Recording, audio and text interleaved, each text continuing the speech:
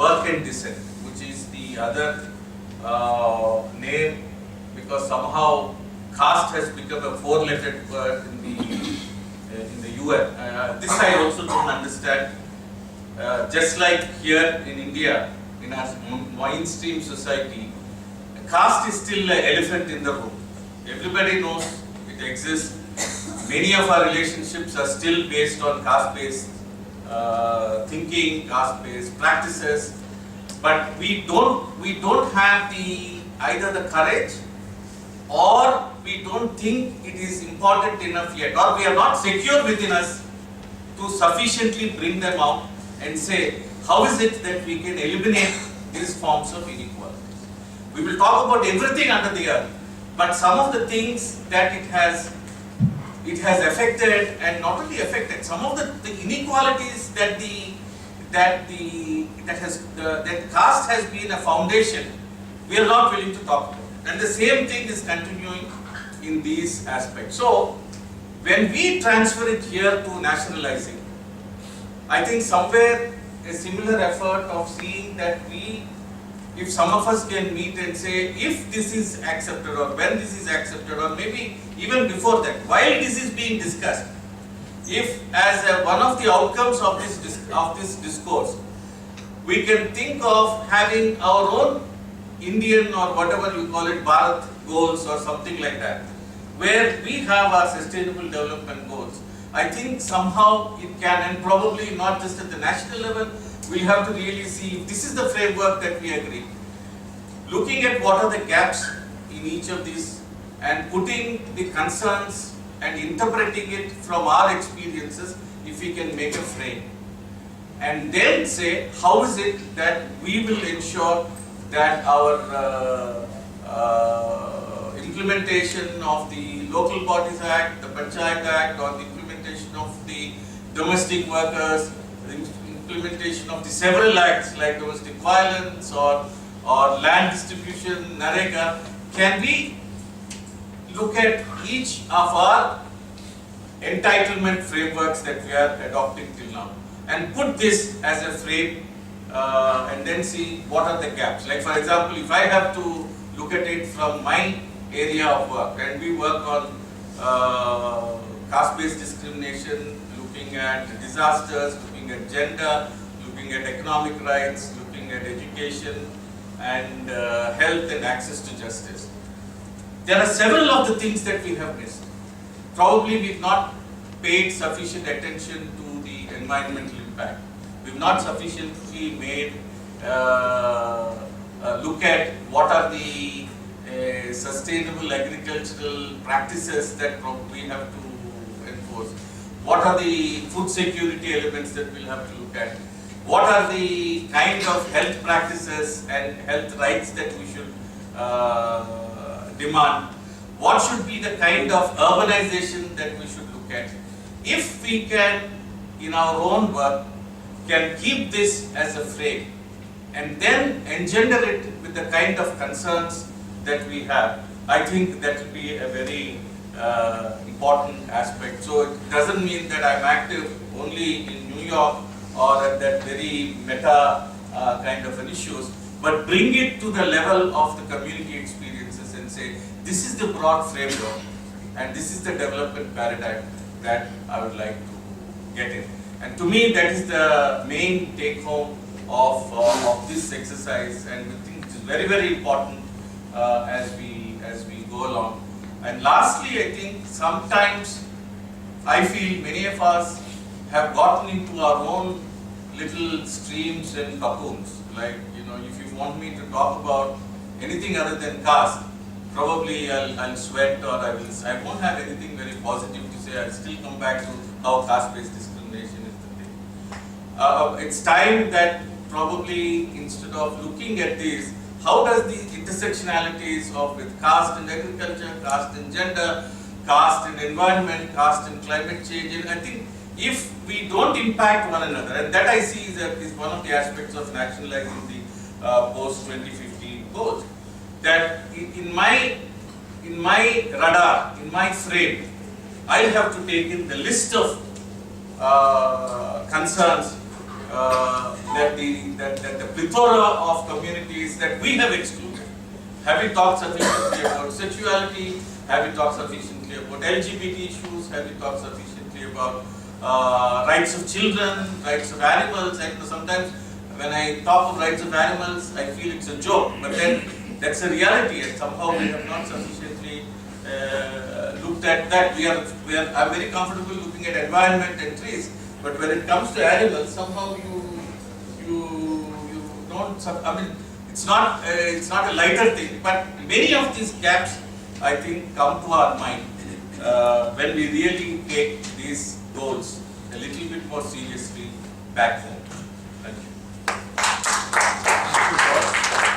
So, Ajay, I think Paul is making a plea that next time Kavita speaks on caste and Paul will speak on agriculture. So got the point. Morning also this was made. okay. This point, yeah. Sorry that I might be, my speaking will be little disturbed. I'm under heavy medication, so pardon that part. I just quickly touch upon not only climate change and disaster in the SDG framework. I'll touch upon 2 points. One is the energy access and the climate change and disaster part, because these are not only integrally connected, but there are a lot of lessons to learn from what is there in the SDGs and how it evolved and what is India's position, because this is about nationalizing sustainable development goals. If we come to the energy point, which is goal number 7 in SDGs, out of the 17 goals. See, when these were initiated in Rio Plus 20, there are 3 clear goals. One is access to universal access to affordable and modern energy. I would also request you to keep these wordings in mind. The second thing was to doubling the share of renewable energy in the global energy share, and the third was to improve the rate of energy efficiency or double the rate of energy efficiency by 2030. All the goals have to be achieved by 2030. And it's a comment that in the beginning, initially, both at Rio Plus 20 and later on, India refused to accept these 3 goals. It's very clear. India refused to accept that universal access to energy should be a goal. India refused to accept that doubling the renewable energy is a goal by 2030. So that was the given point. I'm not going into depth into that. But also, when we talk about nationalizing, we also have to see what kind of context we are talking from. Like if you see, if we are going blindly into taking the SDGs as they are given and trying to see how this can be transformed into our national goals. See, the first point there in energy is ensure universal access to affordable, reliable and modern energy services. And throughout the energy debate, modern energy has been defined very clearly. The reality is in India, the total primary energy supply in India, roughly 22% still comes from biomass, traditional biomass. And roughly 60% of Indian population somehow depends on biomass to a large extent or small extent, but 60% of Indian population has some dependence on biomass. If we have to nationalize a goal where modern energy will be supplied to all, then all these realities, and it has to also be kept in mind that large part of this biomass is either collected, that means free, that means all the people who have very little access to energy, they still have some access to energy which comes from forest and agricultural biomass. So these goals have to be also keenly observed in terms of your national context. And this is not only Indian context, this is South Asian context, this is African context, and this is part of Latin American context. Because part of Latin America has moved from that, but the poorer part still follows more or less the same pattern. So my point here is, we have to also be very clear in seeing, not just taking these goals and implementing, but what are these goals saying and analyzing this in our own context. Second thing, the whole energy debate and in energy goals, though as I am saying, this is very much connected with the climate change issue. There is absolutely no mention about the excessive luxurious consumption of energy by any rich society.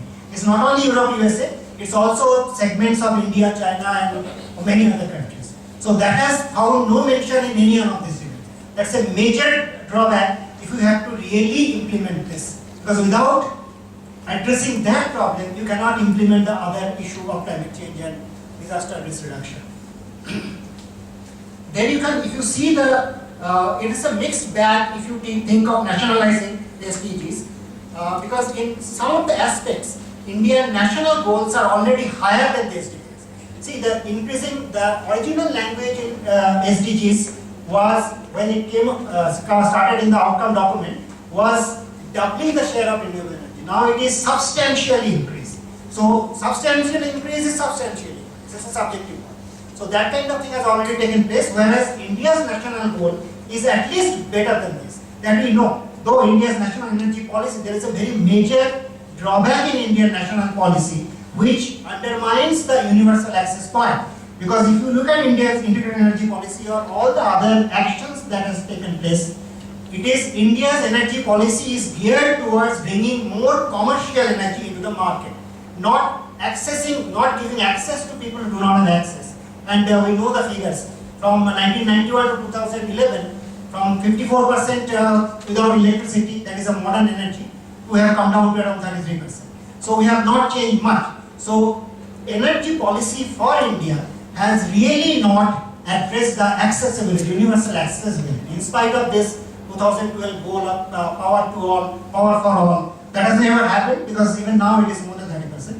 So these are, once we think of nationalizing, we have to see how energy poor has to be given energy access, how that has to be prioritized. I'll end in the energy part here, because I think very little time is there. On the climate change and disaster risk reduction, there are out of the, and here it is very clearly mentioned now, because UNFCCC is the primary forum where climate change and all its related things are being debated and being negotiated and being agreed upon, hopefully by 2015, because that's a parallel process and somehow this coincides. But post 2015 development agenda, 2015 we are supposed to, in the Paris COP, we are supposed to have a new climate treaty, which will be binding for all, which will be hopefully based on some kind of historic responsibility, though very little hope. So the kind of things that has been mentioned in the SDG, goal number 13, is very nebulous. I think it's keeping in mind because they don't want to intrude into another territory, UNFCCC's territory. But even here, if you see, the goal says strengthen resilience and adaptive capacity to climate-related hazards and natural disasters in all countries. Here also, we see a very clear lack of understanding what climate change is actually doing. This is focusing primarily on climate extremes or extreme climate events. This is not taking into recognition the slow onset events. Like Kavita was talking about agriculture. We have been doing little bit of impact studies and climate change impact studies in different belts. In Himalayan belts, in Madhya Pradesh and in Chhattisgarh. And we have seen agricultural productivity by all, if you take into account all the factors, has gone down. The water availability somehow is going down. So these are not spectacular climate extreme events. These are slow onset events. And in this whole goal setting, that recognition and response mechanism to the slow onset events is largely absent. And this is not only, as all of us know, there are many studies that the climate change impacts have also not only caused a lot of livelihoods. You can see this a very small study that we did in Uttarakhand after the last year's disaster, major disaster. It's also telling on what this dominant economic theory or economic paradigm says, economic growth. Some studies say that climate change is going to impact or going to cut down almost 7% of GDP growth of countries like India. I'm not saying GDP growth should be focused clearly, but I'm saying even for that economic paradigm, there are major threats which probably has not been taken into account. There are other issues, I'll just focus on one more. There are disaster, India has a legislation on disaster. 2005 after the international conference that happened, India also adopted a legislation. But that legislation also is totally geared, and the legislation and the framework that was built up, National Disaster Resistance Management Authority and etc., and State Disaster Management Authority, all are geared towards rescue and relief. And if you see the budgeting and the funding of those agencies, if you see very clearly, it's giving them a lot of equipments, giving them ropes, giving them trainings like army, So it's basically rescue and relief. So the whole entire concept of disaster risk reduction, the entire concept of what communities have to play a role, what role they can play. In the international framework, in the Hyogo framework, that was the first one, which is also I think ending in 2015. So another Hyogo framework 2 will be adopted, I think, hopefully, post 2015. So all of these are coincidences or not, I don't know. So even in there are a lot of references to role of communities, and we have seen these happening. Like, I'll just give a small example. After this Uttarakhand disaster last June, we have been going to one of the areas, Uttarkashi district, and all the popular ideas or popular talks about there are no railways, there are no weather stations are really wrong. In fact, we have been moving around the disaster affected villages, and we have found in the same villages automated weather stations sitting there. The villagers don't know, the entire day don't know, and where the data goes, they don't know. So it's not a question of information only. For disaster risk reduction, information, prior information is a necessity. But it's not a question of information only. It's a question of who gets that information, who gets to generate and control and read and understand that information. And in that, the communities are the first lines of not only response, first line of defense also. So in that, in India's disaster reduction, disaster policy, disaster response policy, communities' role have been mentioned, but communities' roles have not been defined. It's again the National Disaster Management Authority, the State Disaster Management Authority, and the district level authorities. So if we want to really nationalize a good disaster management plan, and in that I'll say India having a national climate action plan with all its fault, India having some 22-23 states having done their state action plan on climate change, SAPCC. It's one positive feature, but as we have been interacting with a lot of states on the state action plan on climate change for the last 4.5 years, we have seen what are the major gap areas. So if we have to really nationalize, first we have to go into our own national policies and national action plans, and then really go point by point, putting Indian context or rather South Asian context, because in many aspects it's a South Asian learning, and Bangladesh has in some aspects a much better disaster response plan. So we'll have to go through all these points that I mentioned and not really only depend on what has been given in the SDGs.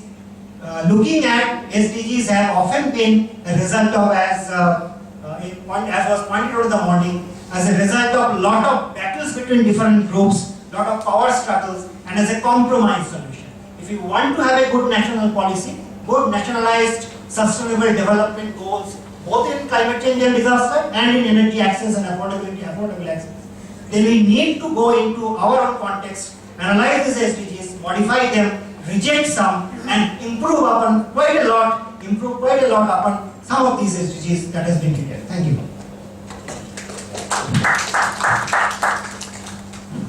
So we've, thanks to all the three speakers. We've heard three interventions from three critical dimensions.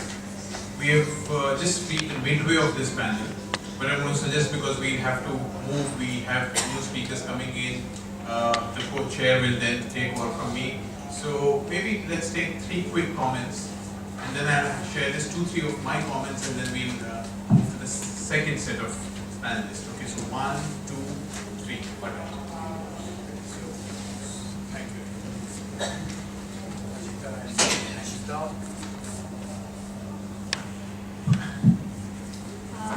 Hello, I'm Ajita. I present a network which is called the Indian Network on Ethics and Climate Change, and we work with grassroots communities from across the country. Well, my question, maybe a comment and a concern, Kavita. Firstly, thank you for such insightful sharing. And I quite like your idea, the suggestion of recognizing the role of forest as food-growing habitats. Drawing from the experience that comes from working with forest communities in Andhra Pradesh and Orissa, we have seen that communities, primitive tribal groups, tribal communities in several pockets who have huge tracts of land up to maybe 10-15 hectares, not acres, 10-15 hectares, have gone about eating the forests, clearing huge tracts of forest land, eating up the hills, and you see this Niyamgiri patches which is completely clean. Now, climate reality from a world which is climate struck. How do you see this suggestion of yours evolving from the perspective of sustainability?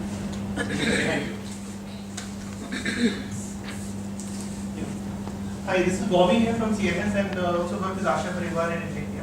So first of all, I want to thank the organizers to bring all the people here in the panel together. People are, particularly because of the issues that were addressed by the panel so far. They're so diverse but so connected, and as Mita pointed out, that we need to connect this and web this together. So my comment is related towards Kavita. Kavita, your thanks a lot for mentioning planning commission, a remark on the planning commission going out, failing out, going about to fail out perhaps. But I also heard Modi saying that it will be replaced by another extra constitutional body. And there was a lot of discussion today that the decisions related to the planning should be made at the grassroots level. Like Gram Sabha should take more, or should be the central place, key place which should inform what kind of planning and development needs to happen.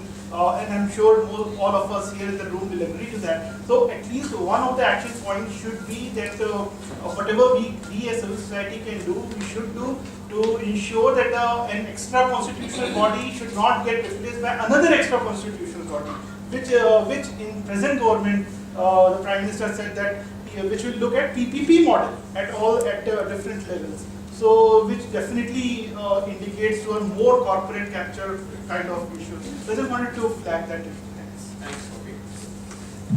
Yes. Sorry, फिर आएगा ये round up जब बोलेंगे ना. Hi, my name is Nivedita and I represent this organization called as Gorakhpur Environmental Action Group, which is based in Gorakhpur, and we have a Delhi office as well, which I am leading. More than a question, I would like to just make few submissions, mostly to Kavita ji's talk and to Soumya ji's talk. Completely agree with the idea of sustainable agriculture. GAG also has been working since the last 30-35 years on sustainable agriculture, climate resilient agriculture and all that. Very important that climate change, when we talk, तो बहुत से लोग 2 degree 3 degree rise की बात करते हैं, glacier melting की बात करते हैं, but it's very important to see what it actually means to a small and marginal farmer or a woman farmer on the ground. उनके day to day life में climate change किस तरीके का role play कर रहा है, and what are the different resilient or adaptation mechanisms which they can adapt to make their lives more sustainable. So climate resilient agricultural practices are something that we should keep in mind for sustainable agriculture as well as sustainable development. Second thing, Soumya ji was talking about ये जो LDMA और SDMAs का जो structure है. Recently in Gorakhpur we have been working with the District Disaster Management Authority, wherein we helped them to kind of revive their district disaster management plan, revise their district disaster management plan, and include climate change adaptation and disaster risk reduction integration into development planning. This has been a very successful project for the last 2 years, and the key thing that came out of it was कि role of community, Soumya ji, तो बहुत important है, as you rightly pointed out, but the capacity building of these officials at the district level, at the state level, even at the national level is too crucial to bring about any sustainable change and sustainable development.